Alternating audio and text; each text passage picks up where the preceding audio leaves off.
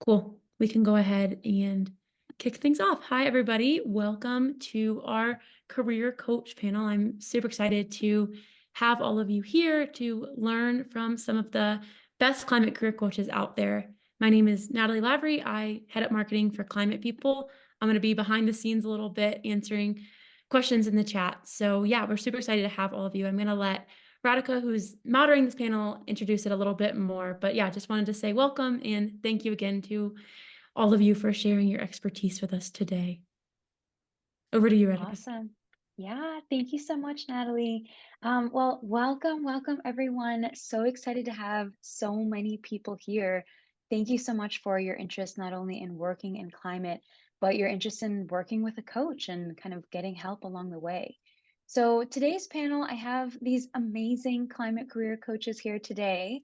Um, as you all have been probably exploring your climate career transition, no matter where you are in your career, as you know, there's lots of types of people that can help you along the way. There's mentors, there's all sorts of resources on Open Door Climate with all these different communities that can help you. But today we're here to talk about, what is a coach? What can coaches help you with? This panel of coaches we're all we all have different types of expertise and different in helping different types of people with certain backgrounds, at certain career levels, transitioning into certain industries.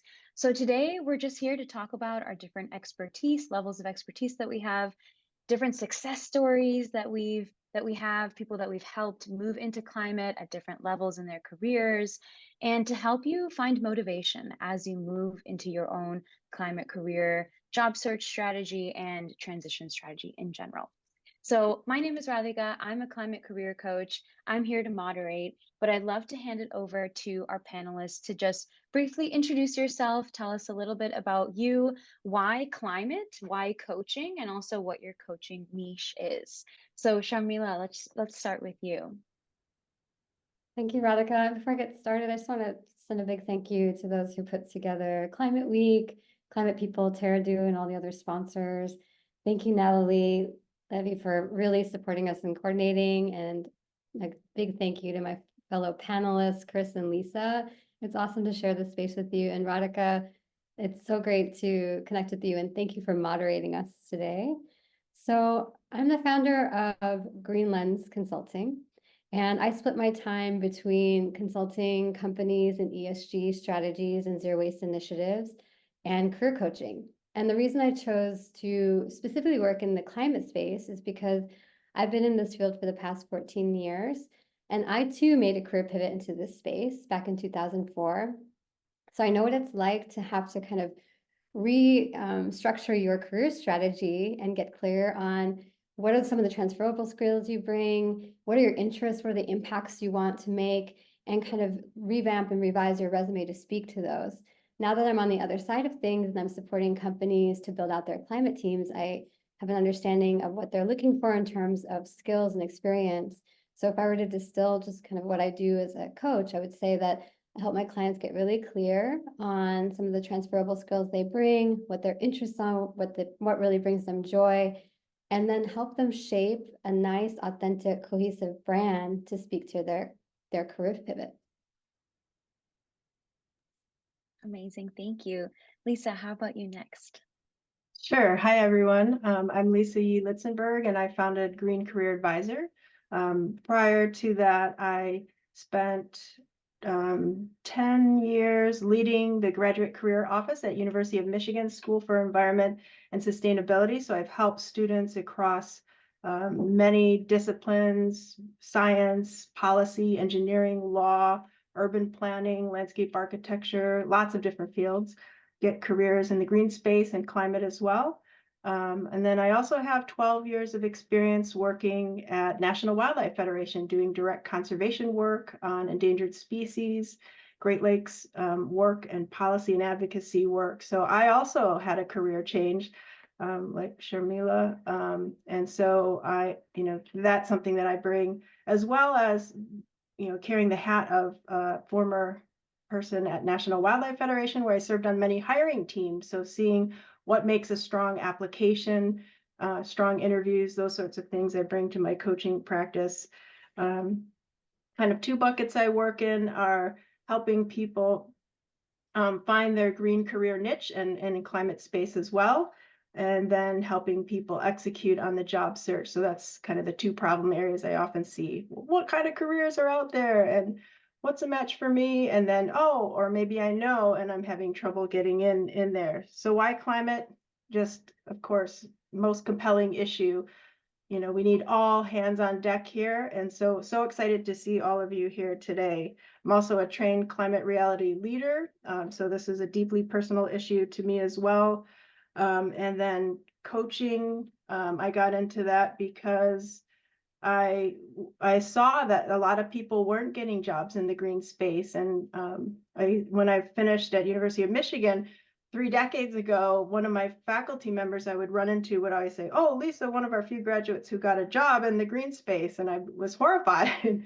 And so that really motivated me to want to help get people who are deeply passionate working in the environment. And then my niche really is students, recent grads, but also mid-career professionals and career changers. Awesome. Thank you so much. Chris, how about you? Thank you. It's remarkable to see so many people showing up saying, I want to help. I want to be part of the solution for the challenges that we're facing.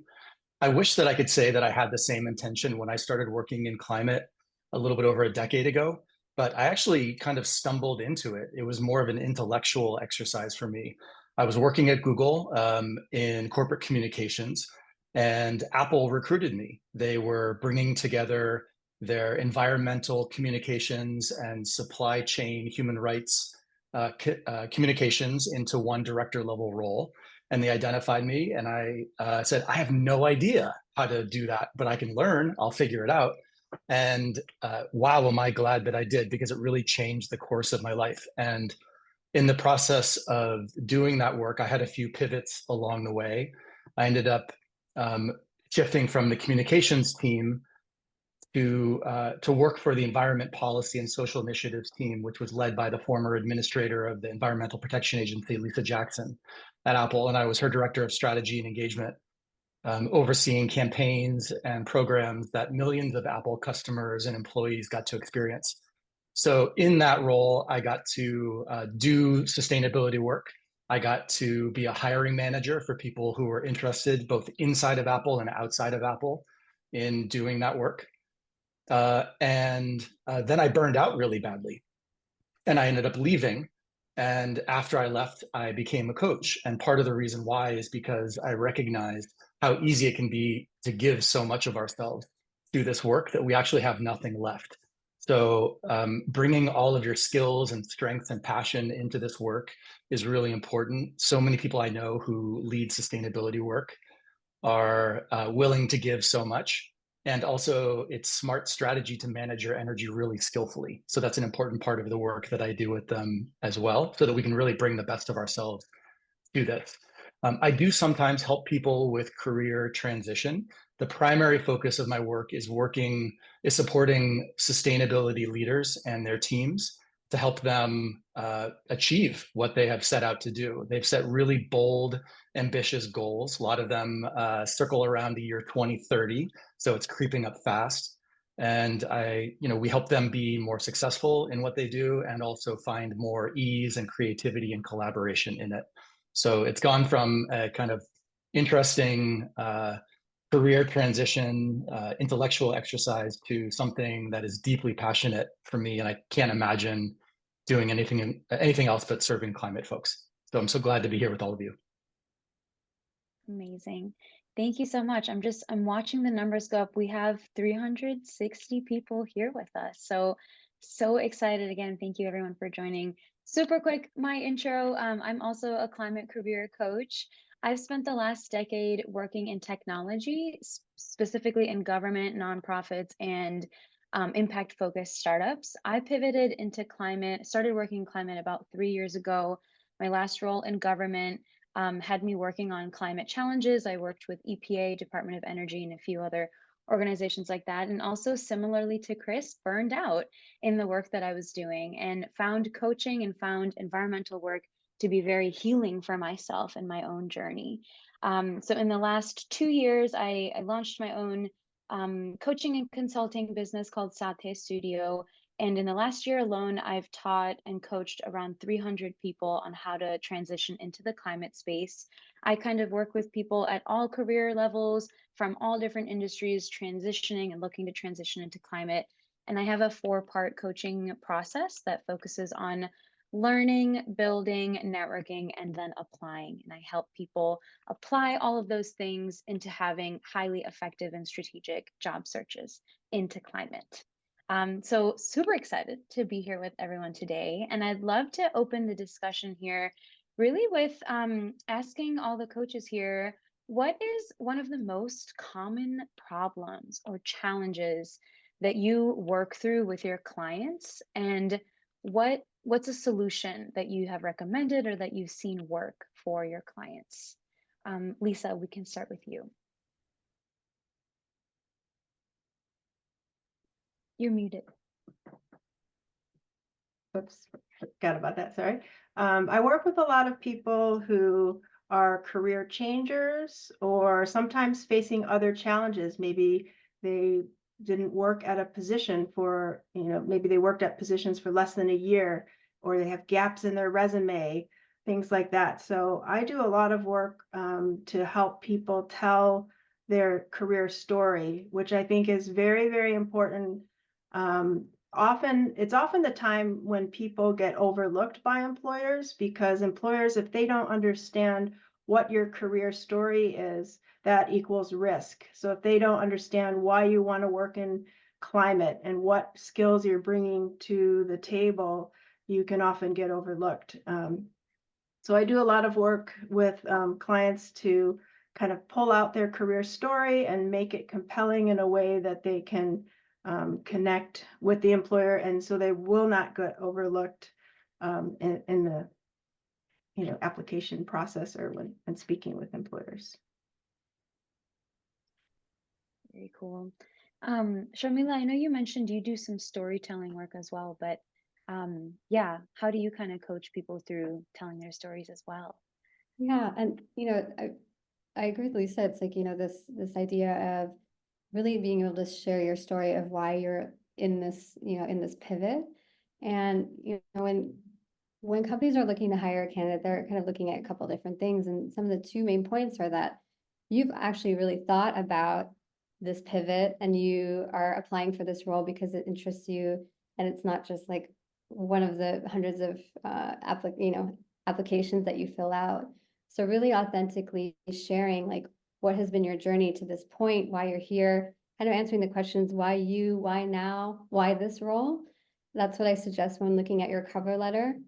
And similarly in your resume, like really articulating, even having a highlight section that showcases, here are kind of the line between what I've done and where I want to go. And I've put some thought into this. So just to add to that a little bit as well, as I think the common kind of pain point that I hear from my clients is, how do I know I don't even know where to begin. Like, what roles do I, like, what's out there? I don't understand, like, how do I start? So I really help my clients get clear a couple ways, like really first identifying what are some of those core transferable skills that you bring? Like, let's list them out. And sometimes those are hidden, like you kind of don't, it's like, well, I don't know. And so one way of doing that is to say, okay, well, tell me a little bit about, say, the 4 or 5 actions or initiatives that you worked on that you've been most proud of. And so we list them out, and then uncovering like, what were the steps to get there? It was program management, collaboration, stakeholder engagement. So there are these kind of key facts and kind of gems. I think they're gems to that speak to these transferable skills that are in a lot of these climate roles. Beautiful, thank you. Chris, how do you coach your folks through this challenge as well? Yeah, a challenge that I hear really often is that people aren't making the impact that they really want to. And I imagine that here in the audience are some people who are in roles that are not climate related right now, and they're thinking about coming into this field and trying to find their way in. And if that describes you, my main message to you is welcome. We need you. We need exactly you. We need your strengths, we need your experience, we need your way of looking at the world, we need your mind, we need your heart. So please stick with it. I know it can be challenging to get into one of these roles right now, and we need you. So please stay with it. There also may be people here who are already working in sustainability roles, and for whatever reason, you're disillusioned. Maybe you are not making the difference that you imagined you would when you stepped into a role like this. And I hear that often, and usually what people assume is that they need to change roles. That I think is our default, maybe as Americans, is if I'm dissatisfied with my life, I can just change my job. And sometimes that is true. Sometimes you're in the wrong role, the wrong environment, and changing can be really useful. But it also can be that you just haven't really intentionally crafted your role in a way that takes advantage of what you do best. And that's a big part of what I spend time working with sustainability leaders on. So I'll encourage everybody who falls into that category to maybe stay open to the possibility that the job that you're looking for is actually the one that you're already in. I was just walking with a client of mine on Monday, and we started working together about 6 or 7 months ago. And when they started, they said, I don't know if I want to stay in this role. I don't think this is the right place for me. I think I need to go find something different that can take better advantage of my skills. And they ended up staying, and we worked on every element of their work. We worked on really getting clear on what impact they want to make, what experience they want to have, who they want to be in relationship with, how they want to, what tasks they want to be focusing on. And they turned their blah job into their dream job. And now they, 6 or 7 months later, they are saying, I can't imagine going anywhere else because now I'm getting to make the difference that I want to make. So if you are in a role right now where you're feeling like it's not quite right, just know that there is a lot that you can do to make that role the perfect role for you. Beautiful. I just want to say, Chris, it's so important to identify the ecosystem which you thrive in, and sometimes you can create that in the current role that you're in. Yeah. And in other words, every job is a climate job, right? You don't need to move into another one. You can make your current one a climate job as well. That's really valuable. Thank you for sharing. I think something that I oftentimes hear, and something that folks might be wondering too, right? When you're looking to transition into a new industry or a new role in general, I often hear people talking about how, I'm seeing climate skills, or I'm seeing skills on this role that I have, but I don't have climate experience per se. So how do you recommend kind of working through that, and how do you coach your clients on that component of, especially for folks that are like, I have a lot of the skills that are needed, but I don't have that climate experience. How do you recommend bridging that gap?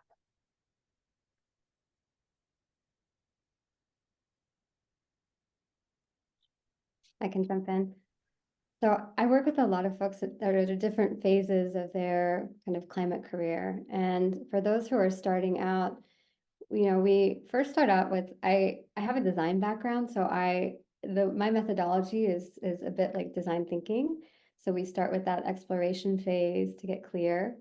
And then going into like kind of this testing mode and then implementation.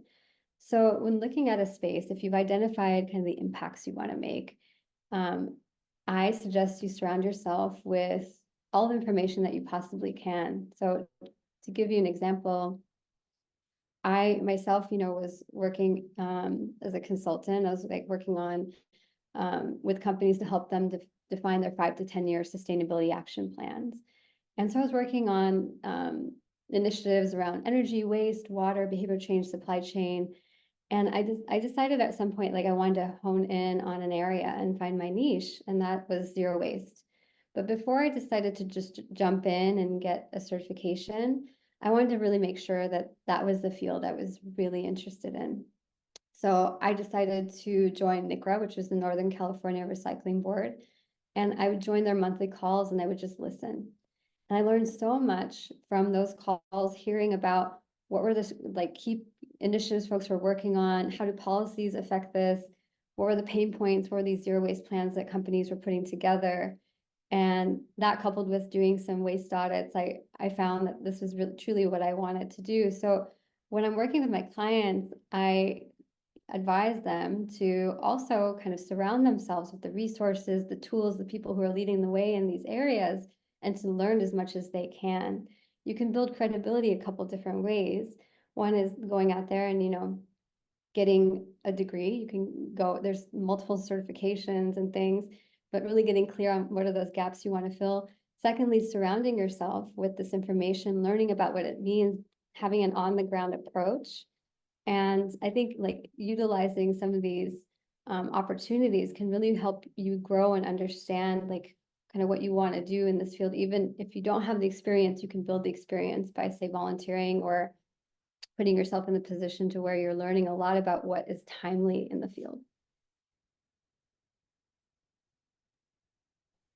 I loved all of that. And I will be happy to open up on a mistake that I made in this exact translation effort in hope that folks can learn from it.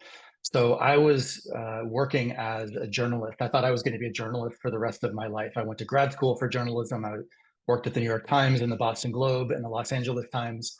And I started having conversations with people in other fields because I was interested in a career transition. And when I first started the conversations, I made the mistake of describing the output that I created. I would talk to them and I would say, I wrote this many stories, I was on the front page this many times. And they would say, fantastic, we are not journalists and we don't publish a newspaper. So I don't really have any idea of how you can actually help. And so I only make that mistake once or twice before I figured out what I really need to do is to break down what made me successful into its different elements and then translate that for them so that they could picture really clearly how I could help them.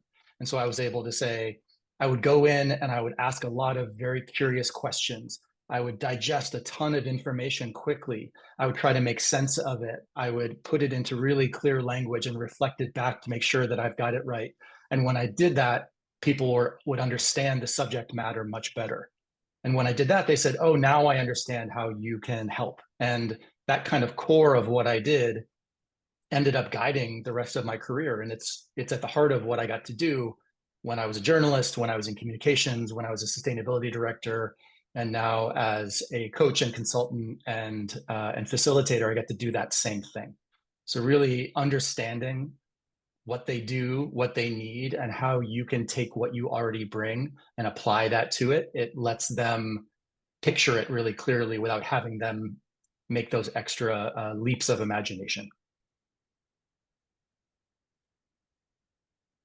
Love that. Thanks, Chris. I would say that having climate experience is definitely an advantage, and there are lots of different ways to get that. In one sense, if you're currently working, and if there's a way that you can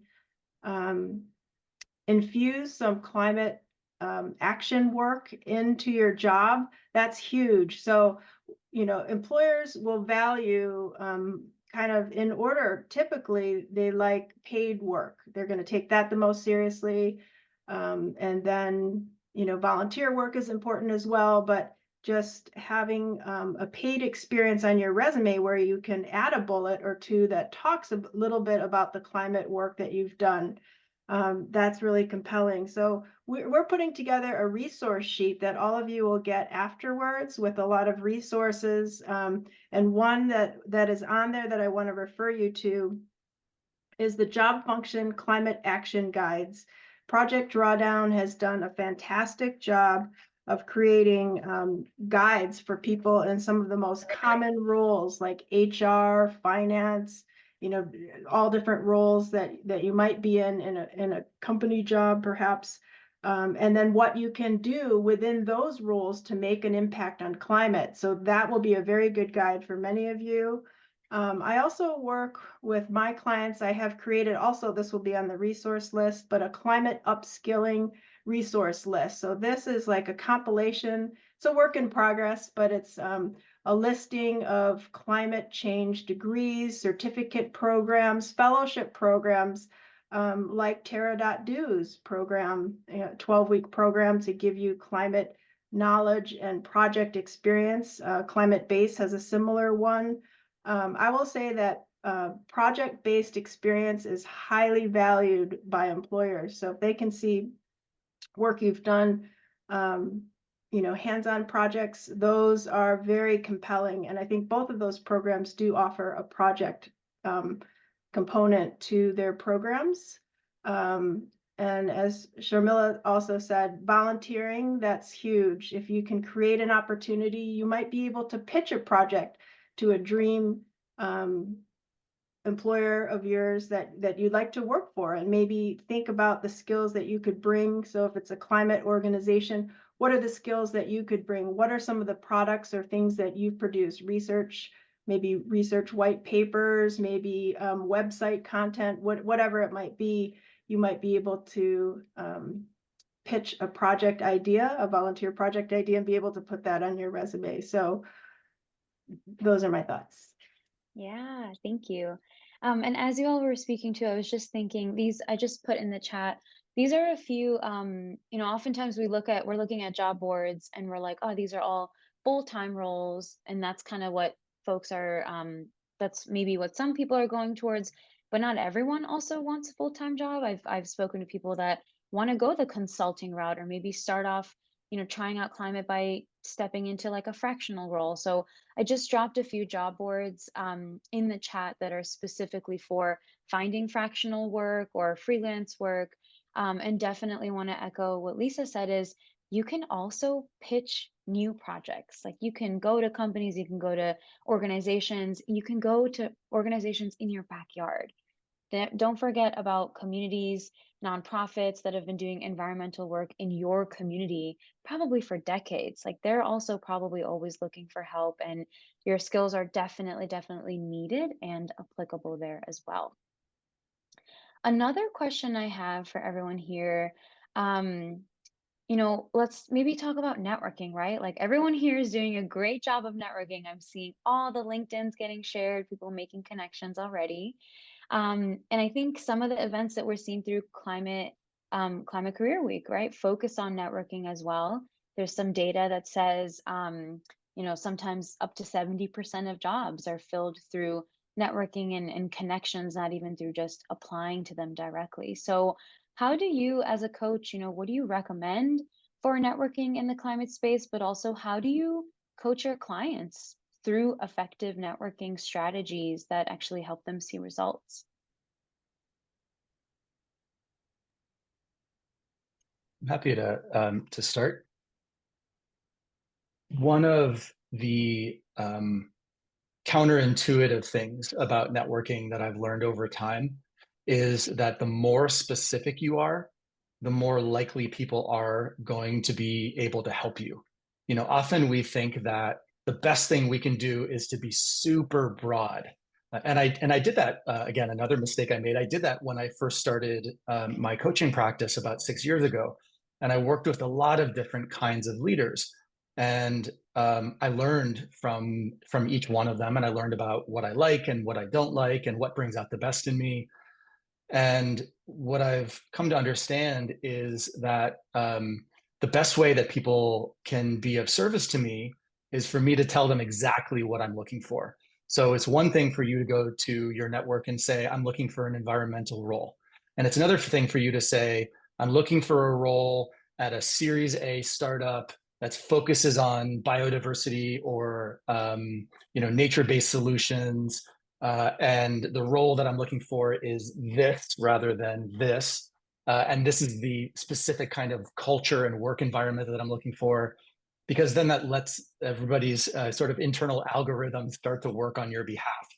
And once you speak that out into the universe, things will come back to you. So when you're really crystal clear about what you're looking for, people will come back to you and say, it's so weird. I was just talking to somebody who's working at a place exactly like you described. So give them really concrete material to work with, and they'll help you. I completely agree with Chris. I think the clearer you can get on the types of roles you're looking at and the skills that you bring, the easier it is for someone to match you. I truly believe that people want to support each other and connect each other. So if you do most of the work for them by telling them like, look, these are the types of roles I'm looking for, the types of companies, this is what I'm good at, it meets them more than halfway. When I'm working with my clients in terms of helping them with their networking strategy, we look at it a couple different ways. So one, of course, is reaching out to companies that you find are of interest, but looking at it in terms of really, what is your network that you currently have? So you have your core network, reach out to folks, let them know, hey, I'm making a career pivot. These are the types of roles I'm interested in. This is what I'm looking for. Then go a little wider. You might have a business network or alumni group that you can reach out to. And then the wider group of where you're reaching out to folks you've never connected with. If you can get an introduction, that certainly is helpful, and it like speeds up the process. But when you're reaching out to folks, as Chris mentioned, even in your message, know a couple of things. Introduce yourself, speak to some of these like core skills that you bring, the roles that you're interested in. Show that you've done a little homework on the person that you're reaching out to as well. Take note of like, oh, for example, hey, I saw this great ESG report that your team put out. Really liked, name some of the initiatives. I'd really like to have a 30-minute conversation with you to talk about the work you're doing and some of my career interests. Get really specific.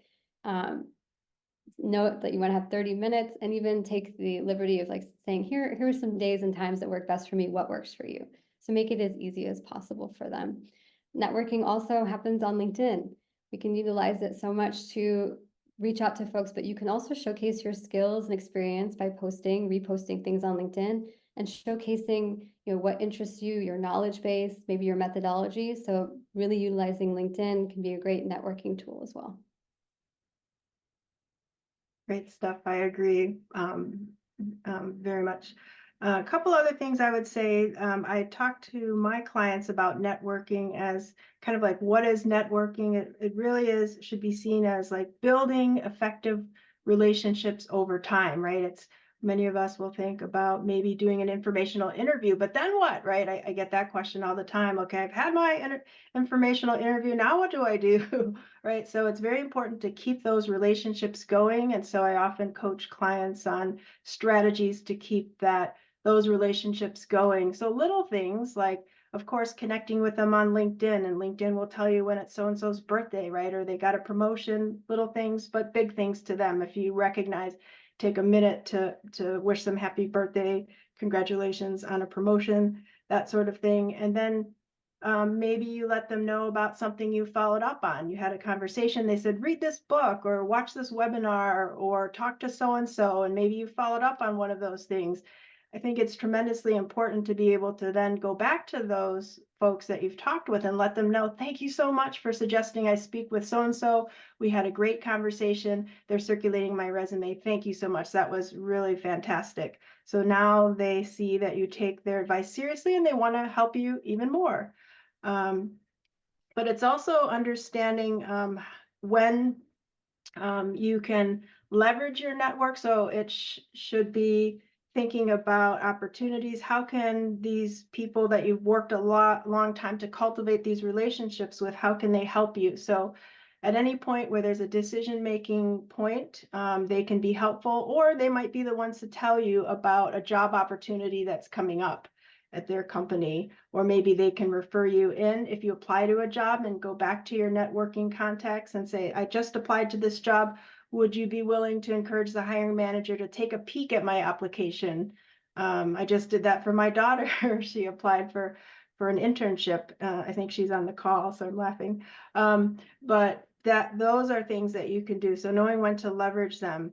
A lot of people have fear of like, oh, why would this person want to talk to me, right? It can be overwhelming, especially for introverts. So Open Door Climate is a resource that will be on the list too, but that has 1,500 people in climate change careers, working professionals that are willing to talk to anyone. So that is a fantastic resource. Be sure to take advantage of that. You can just Google it, find it, and find people in all different climate spaces that you can reach out to and connect, and they will say yes. So that's something hopefully reassuring to those of you who might be a little bit wary of networking. And I would just say, be personal, think of networking almost like making a new friend, right? You want to show interest, genuine interest in them, and you want to give back to the relationship. So it's not just a one-way, help me, right? You're going to eventually maybe send them information that would be mutually beneficial. Maybe you hear about a conference, research paper, whatever might be helpful to them, send it to them. Now they'll see you as kind of an equal who's providing some valuable resources to them as well. Beautiful. Thank you all for sharing. And I think that last topic made me think of, the concept of regenerative networking as well. I think a lot of times when people think about networking, they're just like, not comfortable because I just feel like I'm asking for help, which is also a difficult thing to do sometimes, but also it's a great thing to do to ask for help. But also sometimes I just hear people being like, what, it feels disingenuous. I feel like I'm, just like talking to strangers, which for introverts, that's really hard, right? So there's so many, I think I oftentimes hear barriers to networking, but what I help people through is actually some of those, breaking down those barriers can be thinking and like kind of reframing the context of networking, right? You're not networking necessarily to get something, you're networking to find and connect with people. And what is connection, right? You can be intentional about who you're talking to, what industry they're in, what their knowledge is focused on. You can hone in, like Chris was saying, about if you have a specific industry or niche that you want to go into, then find people that are in that area and talk to them. And when I talk about regenerative networking, that goes into you always have something to offer back. If you are asking to speak with someone, asking for their time, you can offer something back afterwards. It could be something as simple as an article that you read that was interesting. It could be an idea of something that your conversation made you think of later. You also never know where those people and those conversations can go. I took the Terra Do program 2 years ago, and I had a whole bunch, I think I had like 100 people that took the program with me. 2 years later now, I know I can tell you multiple stories of folks that started their own climate companies, are leaders in the product space, are successful freelance designers. And these are people that I met 2 years ago, that even though some of them I maintained close connection with, and some of them I just watched them blossom, but that connection point still stays, right? So even if you had a conversation with someone 3 years ago, or I like to talk about warm and cold connections, right? The cold connections are people that maybe you don't know super well, but you did work in the same environment, or you're connected through, alumni organization. These are all people that you can still connect with, and they can still always help you because you never know where they are in their careers or what industries they're in. But if you simply make the ask, it can open doors for you. So yeah, I'm a big fan of networking for resources, for intentional connections as well. Let's see, another question. I would actually love to hear maybe some success stories from you all. What are some things that you've worked on with your clients, and what would you define as a success story, right? Getting a job in climate isn't the only success story. Let's start there, right? There's lots of different types of success stories. So what would you say is a success story for a client that you worked with, and kind of what were the challenges you helped them with, and then what got them to that success story? I can start. I worked with a client who was had many years of experience in management consulting career, but not specific to sustainability or anything. He really wanted to change into a sustainability role that had climate impact. He ended up deciding to go back for an MBA degree. So in some cases, it might require education. I'm not saying, that's everyone, but he went back for a MBA in sustainability. He still struggled a bit with getting a foot in the door with a career, because I think a lot of it is the hands-on experience. I think he did an online program, which didn't afford him very many opportunities to do real hands-on project work. And so I helped him and recommended the Environmental Defense Fund's EDF's Climate Corps program. So that's a fantastic program. So for those of you who may be graduate students that might be looking for an opportunity to gain more hands-on experience, the EDF Climate Corps one is a fantastic one. That's basically a summer internship, paid. You're placed with a nonprofit, a government agency, or a company working on a real world climate project with that client organization. So my client did apply, he did get in, he was super excited. And then I think they extended him for a couple more months, paid on a contract role. They really liked his work. That gave him kind of the street creds, right? That he's done some actual climate project work. He went on to get another contract role, 6 months elsewhere, sustainability field. And now he's working full-time for a sustainability company. I think he got the job about 7 months ago, so super happy. So there's lots of examples out there, but I just, all of you can be success stories. I'm very excited that you have an opportunity, and just wanting to say that there's many different avenues for success. I think career coaches can help you, that it's one of the tools in your toolbox to consider. So if you're really struggling, this is something that we can help you with.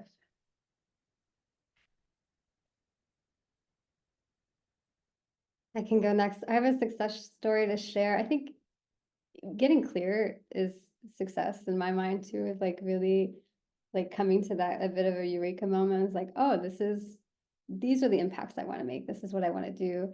But my success story revolves around a client who has a background in marketing communications, and she's quite good at what she does, but she wanted to pivot into more mission-driven sustainability type of communications. So we started by just supporting her with looking at, well, let's look at what communications in the sustainability space really means. So connecting her with the Green Business State of the Profession is a great resource for folks to look at what's going on in the industry. Just looking at some ESG strategies to see what resonates, what doesn't. I think we can tell when, when things are being greenwashed. So looking at like how to articulate things and what type of transparency you want to create. So based on that, she created a methodology for herself, like how she worked as a communications professional supporting sustainability initiatives. So we honed in on a methodology, and then she took on some consulting clients and really worked on an ESG report. It was a part-time gig for her, and she really gained her skills. She ended up building a portfolio, and now she is working as the global impact and reputation marketing for a Fortune 500 company. So a couple of things happened. We got clear on what does it mean to be in marketing in this space? What was the methodology that she had? What pain points was she serving as a marketing or comms person? And then having an actual experience, having a case study that you can share, a portfolio that you can share to show that you've actually done the work. I think that really led her to really landing the role that she always wanted.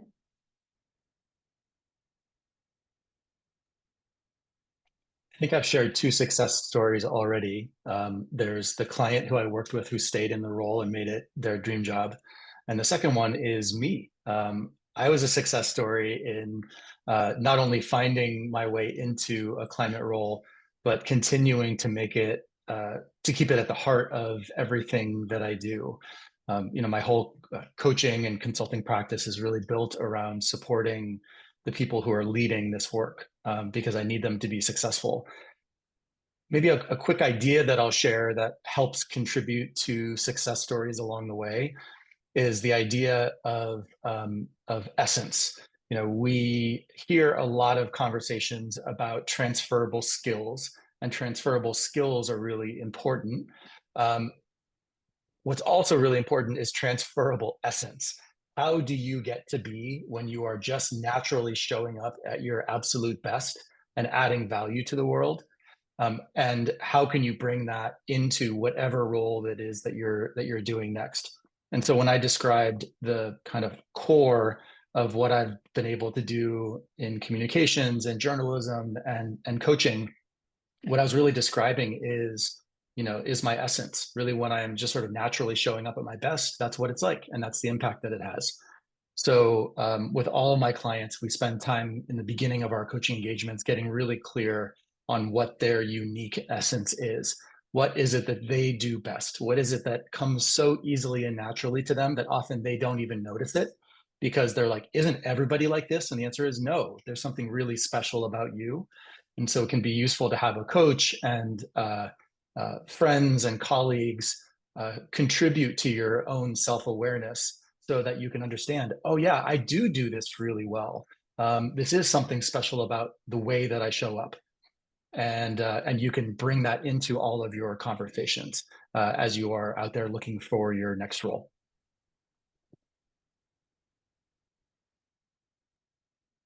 Awesome. Thank you.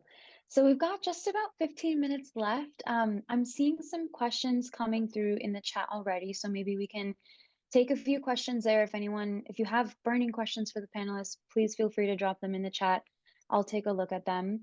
One thing that I saw someone just post a few questions, so maybe we can start there. Kind of looking at, proof of transferable skills. Let's go into that.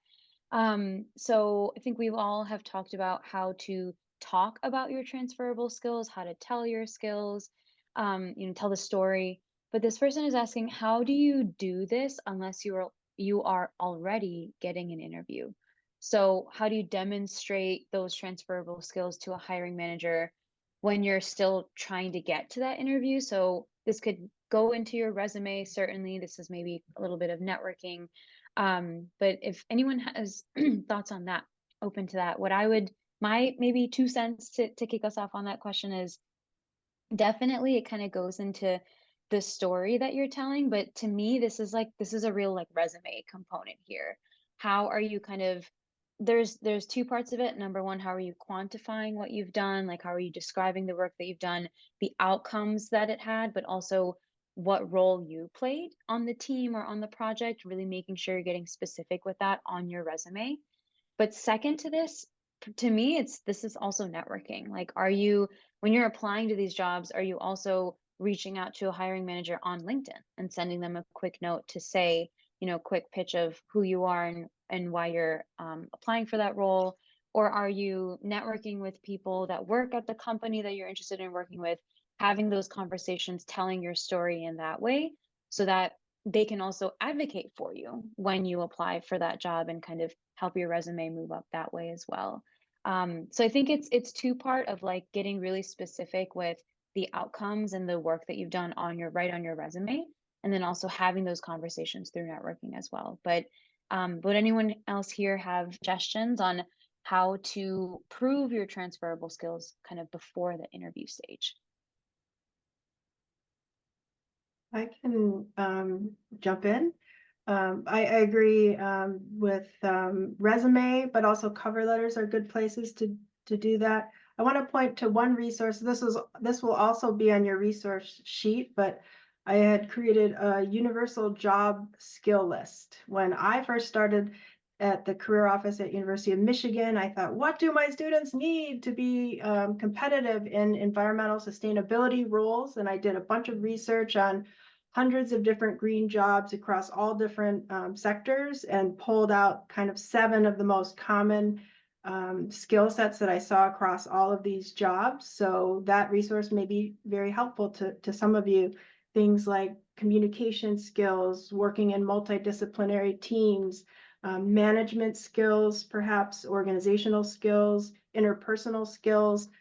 You can look at the list, but what I would say there is also look at the job postings for the company that you're applying to, of course, and see what are the skills that are required in the job, that are very important in the job, that you also have, that are transferable from roles that you've had in the past. But I would also say go a little step further and think about what have you achieved in using that skill in terms of project that you worked on that was successful and how that skill played into that success, but be specific. And then you can weave that into your resume bullets and also in your cover letter content to really highlight what you're capable of and those transferable skills and how they led to successes that you could bring to them.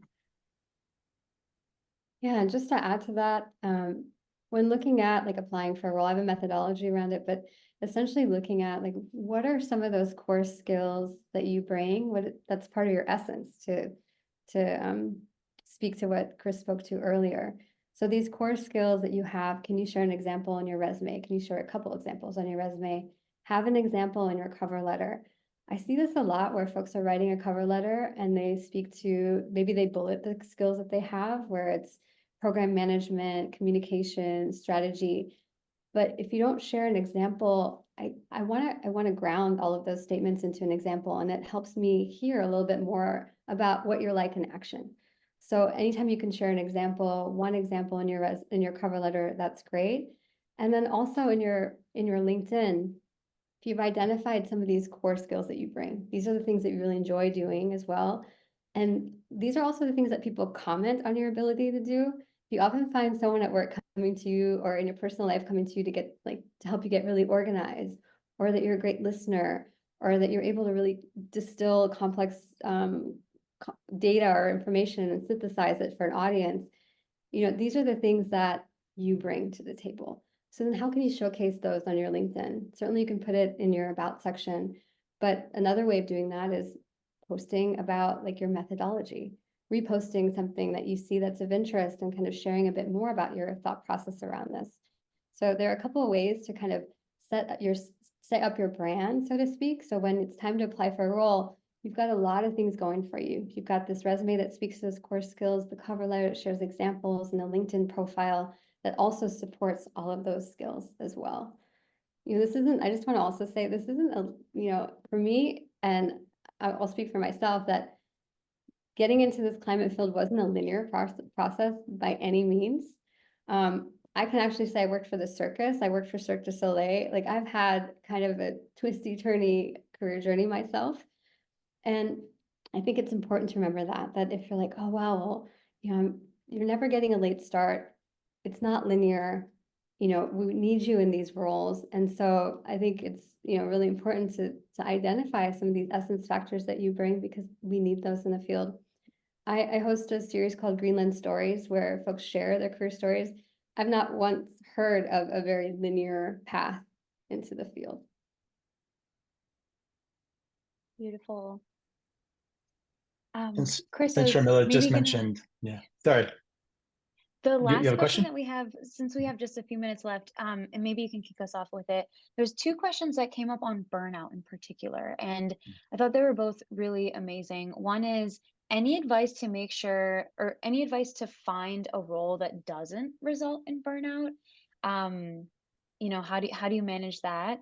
And then there's another question around, how do you balance between the skills that give you energy versus skills that you're just good at?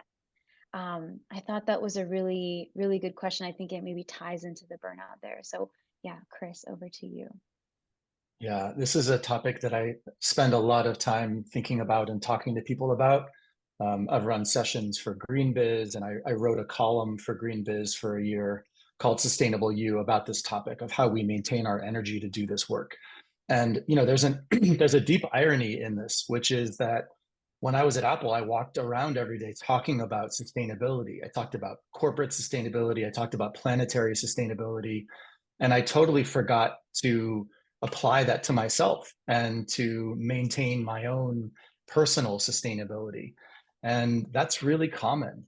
Being able to skillfully manage your energy, it is something that's important individually, but it's also an ecosystemic challenge.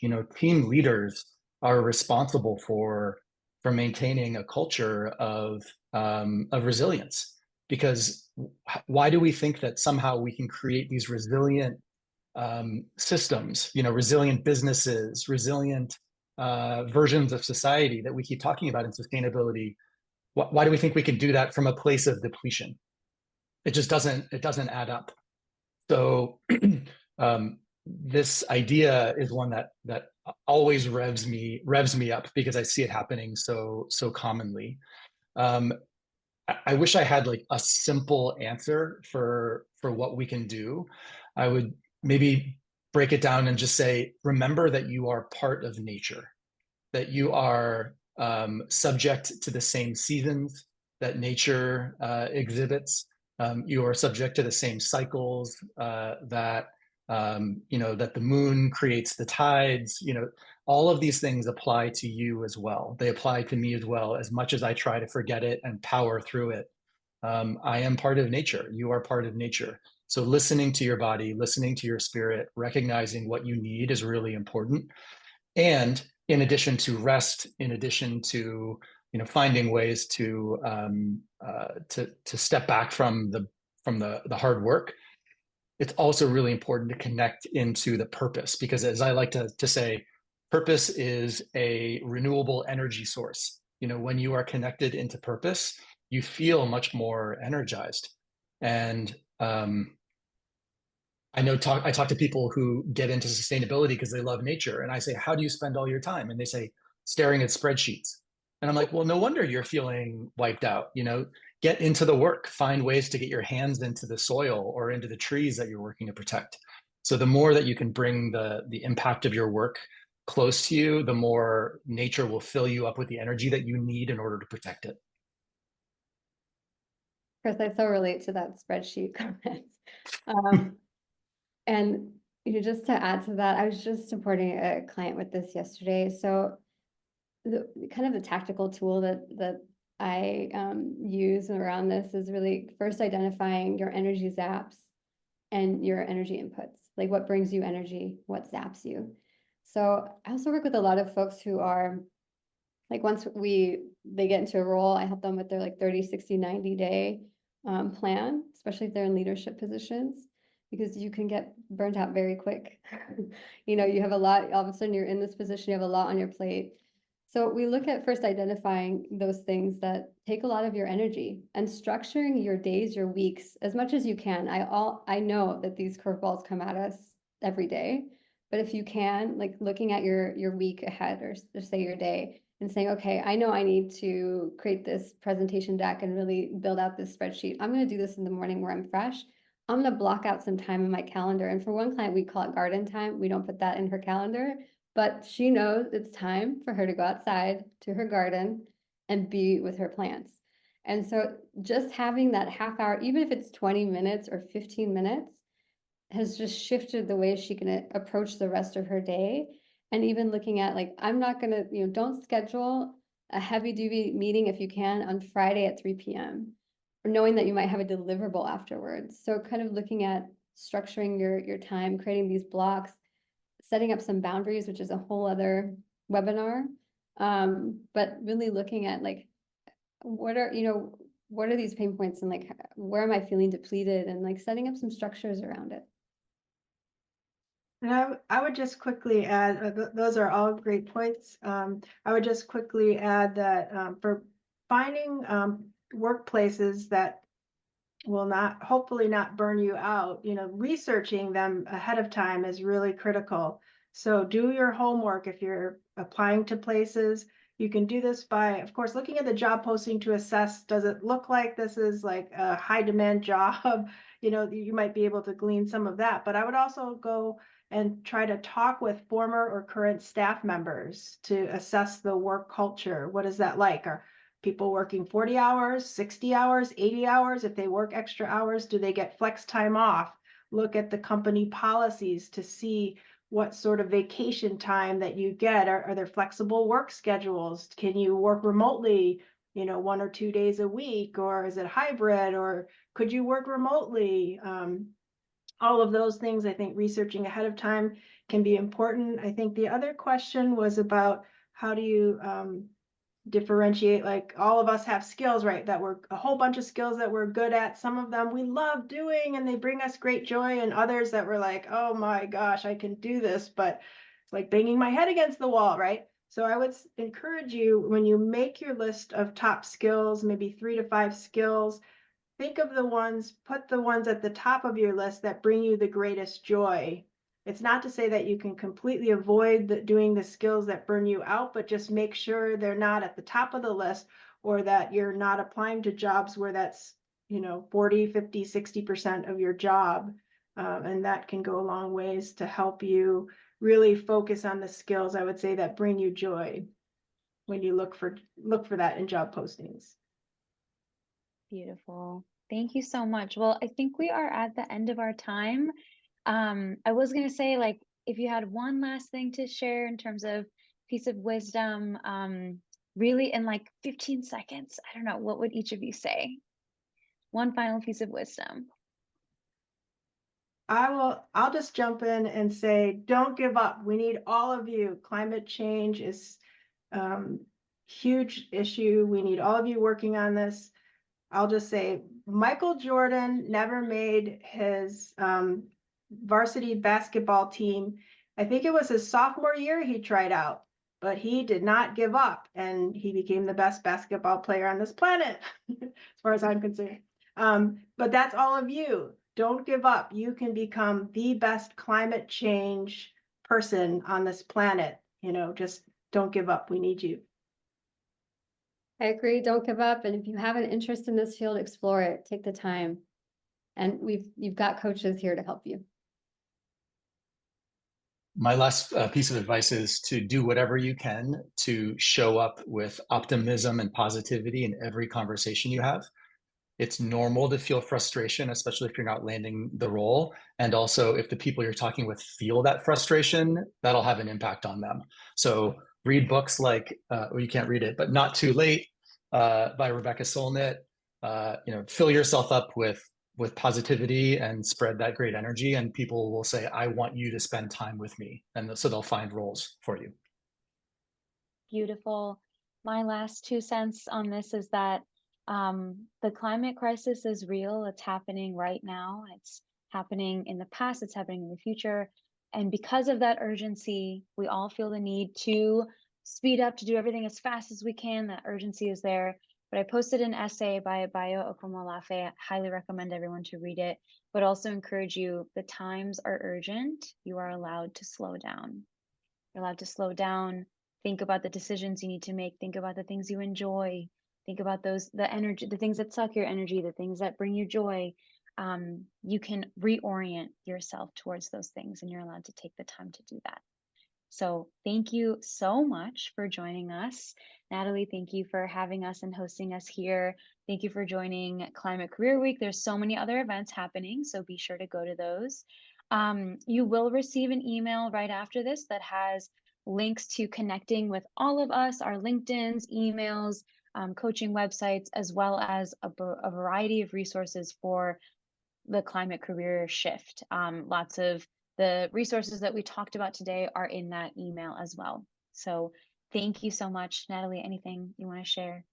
Nope, I think we're all good. Thank you all so much. I learned lots, and I'm super grateful for all of you. So we'll see everyone tomorrow. Have a good evening, everyone. Thank you.